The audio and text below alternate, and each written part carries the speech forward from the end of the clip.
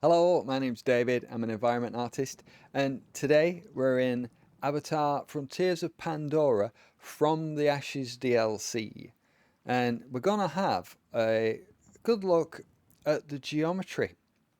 We're going to have a little look at what this world's made up of. And going to use a combination of ReShade to look at the depth buffer, and we're going to have photo mode on the go so we can get a little bit closer. So before we get into that, I would, as usual, like to thank the channel members. Thank you very much. Yep, so I can't say it enough, can I? Yeah, I really appreciate it. Thank you very much. And it's a great feeling to have you on board and with it all. So yeah, thank you very much. And so let's get on with it. I've been progressing in the from the Ashes DLC, which I was calling Fire and Ash, wasn't I, in the last Avatar video? I even had it on my thumbnail, on the title, and it was my son that pointed it out. He's like, "Daddy, isn't it called From the Ashes?" And I was like, "Oh my God, yes, you're right." So I've rectified that in all but my speech in the video. Uh, you're just gonna have to live with that one, but you know, it's not a big deal, is it? It's an easy mistake to make, I think. So I progressed and I got to the new area that they've added, a sub biome of the Kinglore Forest. And to access it, you get to a certain point in the story. I should preface this with there may be a light spoiler. So maybe you want to skip ahead about 1 minute or something. Okay, you're warned.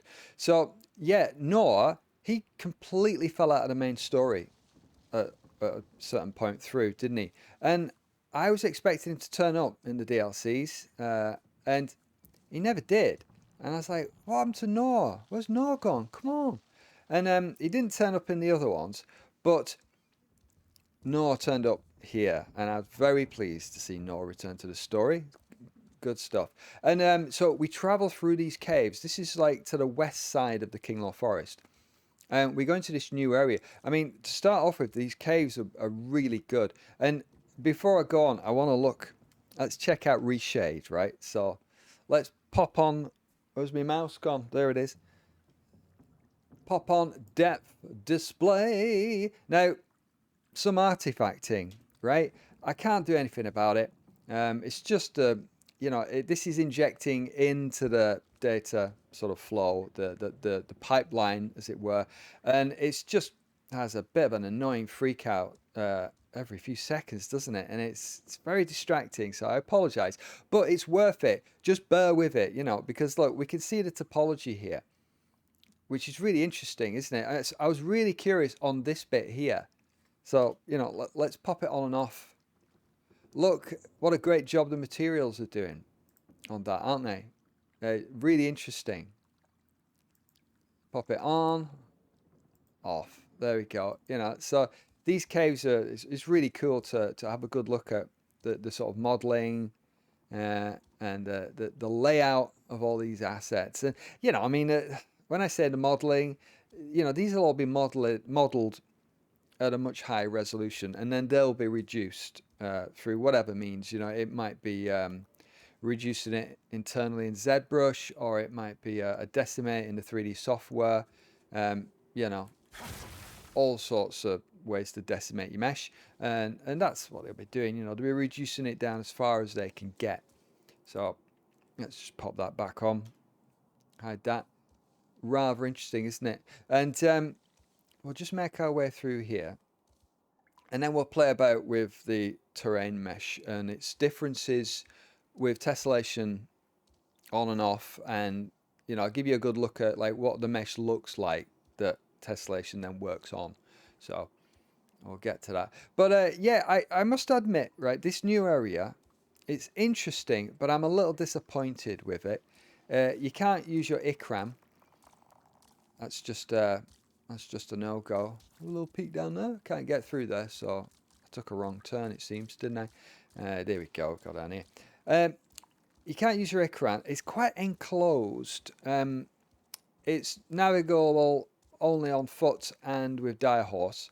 I mean, it's fine. I mean, it's got some interesting sort geology going on, but to me it feels a little forced. It feels a little too enclosed. I've spun all the way around here, haven't I? I think I want to go this way. Let's go over here. Nice little tour, and we'll go through here this time. And yeah, it's well, I'll show you in a minute. And to be honest, I found it quite difficult to read the lay of the land. It was quite yeah, difficult to sort of compared to the main game, I suppose. You know, I mean, I just found it a bit difficult to read, like where to go. There's not as many long views. It's got a very different character to the rest of the areas. You know, they're big, wide, and open, and massive. And this is kind of it's scaled back, let's say. And I think maybe that is reflective of a movie tie-in aspect to it. Perhaps you know, things were cut back a wee bit. Let's have a look at this stuff, because this is some interesting stuff here, isn't it? Let's yeah.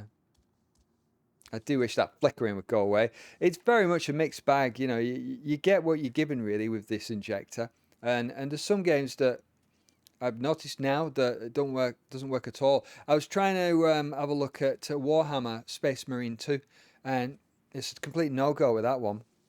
It's the anti-cheat software that it does not like stuff being injected. It just says nope, nope, no, you shall not pass, and it's like nope, no depth buffer access for you, my lad. So that's a shame, but it is what it is, isn't it? It is what it is. So you know, we take what we can get with this sort of stuff, because it's all you know, we're sort of bodging it through and getting what we can out of it, really. So here we go. So you come out of the caves into this area here, and notice there's lots of these. See, what are they called? What are they called? I've forgotten. Mist blooms. That's it. I love it. I love a mist bloom. Ah, inhale that. Great stuff. And got a little campfire there, a little cooking station. That sort of ties into the story a bit. We were following our friends through here. But so already, you know, very canyon-like. You got all these lovely things, but you can't access them, which I personally find a bit frustrating, because that's what I love about this game, the accessibility of it. You know, you can fly anywhere, get anything. So let's run through here. And by its nature, it's a canyon, and so it's actually quite shadowed much of the time. So, you know, I mean, there's some lovely stuff. I love the waterfall and all that, but it feels like a different game, because access is so reduced. You know, so whoops, daisy, straight in the water there, wasn't I? And you know, the rest of the game is so free and open, isn't it? So yeah, it's got a very different flavour, this bit. But you know, let's note that this is only just one sub-region. You know, the rest of the DLC plays out in the Kinglor Forest with all the usual accesses that you know you've got throughout the rest of the game. So I'm just running through here. Oh, some baddies there. Shall I get some rage going? Have I got any? How's my rageometer doing? Hello. The rageometer is quite low, as you see down there in the bottom right. Hello. Goodbye. There we go. You saw it get topped up a little bit in yellow there, didn't it? As I kill RDAs, it kind of, you know, boosted up. So it's a little hazy, isn't it? And I know I had some HDR shenanigans going on in the last one. And now, as luck would have it, or, you know, bad luck would have it, it's a misty day, so I'm not getting it at its sort of nicest here. So I'm going to change the time of day. So here we go. Got a bit more light, hopefully will filter through, and we're going to have a look. So this is sort of as open as it gets, really, in this sort of central valley, and there's a different character to all the rocks and stuff, isn't there? It's still going with that sort of geomagnetic vibe. But yeah, very much a sort of more enclosed space, uh, with your sort of drilling platforms and all that sort of stuff. Um, so let's take a look down here, and let's have a look at the geometry there. So what we can see, uh, really nice rock assets, right? So don't forget, we're on Obtainium setting here. So what you can see here is all of the stuff coming through in the depth buffer, and by stuff I mean it's picking up tessellation details. Yeah. So you get a lot more detail in the ground geometry, right? So what is quite interesting to do, I'm going to put it on low settings, and then you'll be able to see the actual mesh that the artists are actually making, the actual 3D geometry. Okay. So straight away you can see it's stripped back all the veg and there's no tessellation going on. And this gives us a good view. Basically, it's a nice, neat quadded mesh that we've got here. And so that's the majority of your terrain. And then obviously you've got your inserts going on all there. And you need a nice tidy mesh if you're going to be doing stuff with tessellation. And if you think about it, it's fairly obvious, isn't it? Because tessellation is adding details. It's subdividing each poly based on the shape of that texture that it's going to sort of be conforming to. So the closer you get, the more it will subdivide it and deform the actual mesh. And obviously, quads are the best thing for tessellating, aren't they? They're the best thing to subdivide because you subdivide one square, then you've got 4 squares. You subdivide it again, you know, from 2 by 2, you go to 4 by 4, 8 by 8, 16 by 16, and so on. And if you imagine deforming that mesh, then that's the best possible outcome for making whatever shape you want.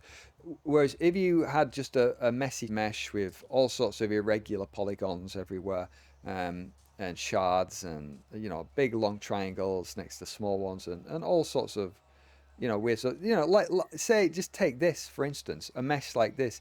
If you tessellate this, when you start looking at your more angular triangles and subdividing them, it's much more messy, and you end up with a much poorer result if you try and deform that mesh. So this is very interesting, this view, to show you like that. They'll be preparing the mesh like this, and then further up the pipeline, uh, you get your tessellation happening on it, and you know it all looks super nice. And then of course put your veg on top of that, and you've got a recipe for super duper landscape stuff, haven't you? Yeah. So it's a really cool view, this, isn't it? This gives you a better read on the landscape than without it in some ways. It shows you the lay of that land, the interesting. It's like columnar basalt, isn't it? All this, the hexagonal formations you get with volcanism. Uh, Really interesting, isn't it? Now nature repeats these things, like in beehives, hexagonal shapes. The bees arrived at that solution on their own, didn't they? And even it's to do with volcanic rock, as it cools, solidifies, certain conditions will create hexagons again, won't they? Yeah, really cool. So yeah, I thought that's a quick look at the topology of this game, and putting it on low gives you a good sort of view at what's happening before tessellation and what's the actual mesh looking like. And of course we can look at the constructions and stuff, and all the usual caveats here.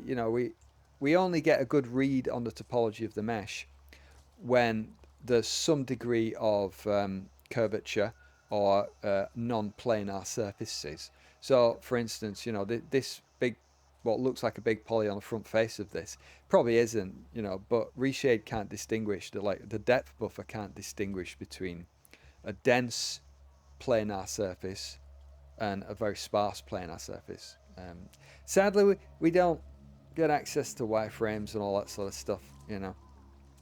It's just how it is. So maybe we could just pop photo mode on actually at this point, and you know, have a good look at these things. And so, you know, this is cool to see this sort of stuff, isn't it? Yeah, you can sort of zoom right in and have a good look at it. In fact, if I pop the detail level back up and then we'll compare it again directly. Here we go. Let's photo mode it. Then you can see, you see the tessellation working. You can see it happening as the camera gets closer. You can see it's getting more and more granular as we get up close, all the way to that, and that's our maximum. But you know, this is the depth buffer, so this is actual mesh you're seeing. It's getting deformed, tessellated. So that's why the surfaces look so good, because there's a lot of granular detail even down at this level. Yeah, it's really cool to see, and you know, all sorts of little bumpy stuff sticking up. So really fascinating, and of course we get all the veg back, so that does obscure a lot of stuff. You know, but yeah, how far away can we get? Reasonable distance, reasonable distance. So, and it tessellates it, you know, even just as a base level of tessellation. There's quite a view on that, isn't there? You know, it's within our sort of observable view, we get all that detail in the terrain, and it's only around the player that we're getting this sort of highest level of granularity, down to, like, you know, toe toe scale, isn't it? All of this stuff. And, you know, of course, with the lighting in engine, you lose all the faceting, and you've got specular normal laid on top of it. And you know, this is like the sort of super modern equivalent of parallax shaders, isn't it? Now, where we're actually getting mesh instead of faked, tricked mesh. So it's a natural evolution to the tech, but I'm you know, I love seeing it. I think it's great. Tessellation is really nice, and it has its drawbacks in terms of processing. Uh, but you know, it's all trade-offs, isn't it? It's all trade-offs. So let's deactivate that view there. Thank you, photo mode. Thank you, all that. And we've got a bit of a brighter view going on here now. And as you see, you know, the whole tone of this DLC is generally a bit murkier in tone, isn't it? There's haze, there's ash in the air. And I can run this in unobtainium settings. It seems to run okay. And I guess that's just by nature of it being a much more enclosed area. And there's more haze in the air. The palette is reduced. It's all a bit more muted.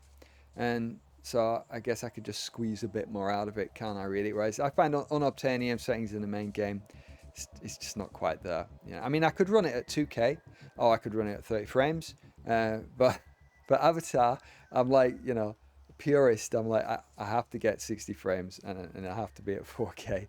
And you know, and I mean, you know, you get, I think, maybe an extra 5% from ultra to unobtainium.